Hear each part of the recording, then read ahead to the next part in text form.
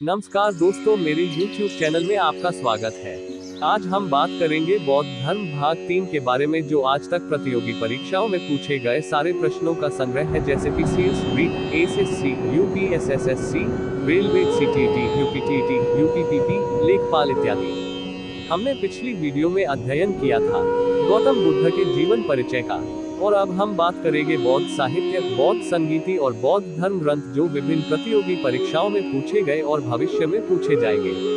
महात्मा बुद्ध के परिनिर्वाण के अल्प समय के पश्चात से ही उनके उपदेशों को संग्रहित करने, उनका पाठ वाचन करने आदि के उद्देश्य से संगीति सम्मेलन की प्रथा चल पड़ी। इन्हें धम्म संगीति या धर्म संगीति कहा जाता है। संगीति का अर्थ है साथ साथ गाना। प्रथम बौद्ध संगीति। इन संगीतियों की संख्या एवं सूची अलग अलग संप्रदायों और कभी कभी एक ही संप्रदाय के भीतर ही द्वारा अलग अलग बताई जाती है। प्रथम शताब्दी मिलाकर 4 बौद्ध संगीतियां हुई थी, जो निम्नलिखित है। 1. प्रथम बौद्ध संगीति। स्थान राजगृह सप्तपर्णी गुफा। समय 483 ईसा पूर्व, जिसके अध्यक्ष महाकස්සप और अजातशत्रु हर्यक वंश के शासन काल में हुआ। उद्देश्य बुद्ध के उपदेशों को 2 पिटकों विनय पिटक तथा सुत्त पिटक में संकलित किया गया। 2. द्वितीय बौद्ध संगीति। स्थान वैशाली। समय 383 ईसा पूर्व, जिसके अध्यक्ष सापकमीर सर्वकामी। ये संगीति कालाशोक शिशुनाग वंश के शासनकाल में हुआ, जिसका मुख्य उद्देश्य अनुशासन को लेकर मतभेद के समाधान के लिए बौद्ध धर्म स्थापित एवं महासांगिक 2 भागों में बढ़ गया। 3. तृतीय बौद्ध संगीति। स्थान पाटलिपुत्र, जो वर्तमान के पटना है।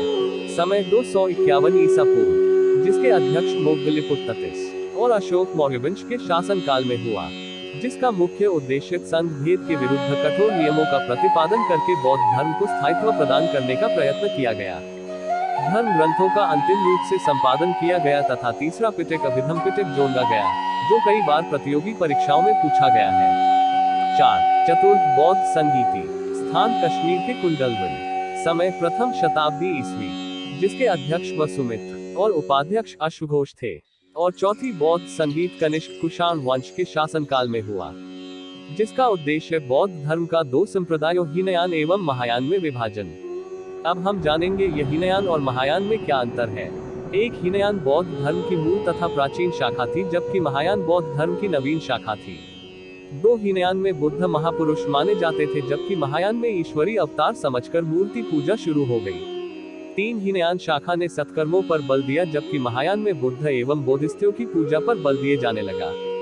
4 हीनयान में पाली भाषा का प्रयोग किया जाता था, जबकि महायान में संस्कृत भाषा का प्रयोग होने लगा है। बौद्ध ग्रंथ और उसके रचनाकार। त्रिपिटक पाली, त्रिपिटक शाब्दिक अर्थ 3 पिटारी बौद्ध धर्म का प्रमुख ग्रंथ है, जिसे सभी बौद्ध संप्रदाय मानते हैं। यह बौद्ध धर्म के प्राचीनतम ग्रंथ है, जिसमें भगवान बुद्ध के उपदेश संग्रहित है। यह ग्रंथ पाली भाषा में लिखा गया है। इस ग्रंथ में भगवान बुद्ध द्वारा बुद्धत्व प्राप्त करने के समय से महापरिनिर्वाण तक दिए हुए प्रवचनों को संग्रहित किया। त्रिपिटक। एक सूत पिटक में बुद्ध के धार्मिक विचारों और वचनों का संग्रह है। 2 विनय पिटक में बौद्ध दर्शन की विवेचना एवं नियम। 3 अधिधम्म पिटक में बुद्ध के दार्शनिक विचार और 3 बौद्ध संगीतियां, और पहली बार संस्कृत का प्रयोग का प्रारंभ हुआ। प्रमुख रचना और रचनाकार। 1 नागसेन की रचना मिलिंद पिंहो। 2 अश्वघोष की रचना बुद्धचारितम, जिसे बुद्ध रामायण भी कहा जाता है, सौंदरानंद और शरित पुत्र प्रकरण है। 3 नागार्जुन की रचना माध्यमिक कारिका है। 4 बसु बंधु की रचना अभिधम्मकोश है, और 5 एडविन एन हिल की रचना लाइट ऑफ एशिया है, जो बार बार प्रतियोगी परीक्षाओं में पूछे गए हैं। महत्वपूर्ण तथ्य। 1 धार्मिक जुलूस का प्रारंभ सबसे पहले बौद्ध धर्म द्वारा किया गया। 2 आम्रपाली वैशाली राज्य की नृत्यकी थी।